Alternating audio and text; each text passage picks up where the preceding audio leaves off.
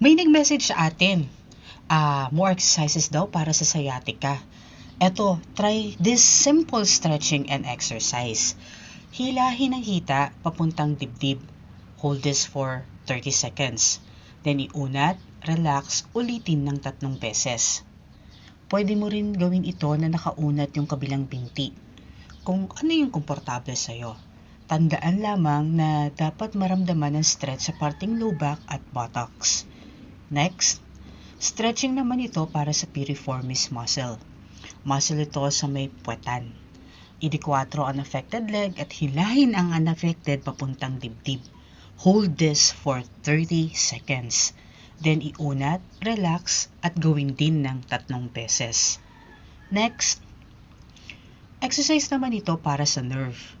Hawakan ng binti, iunat, hanapin ang comfortable na range.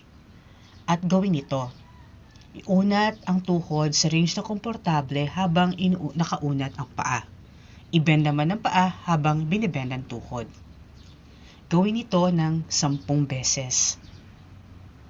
Isa itong nerve gliding exercise para sa sciatic nerve.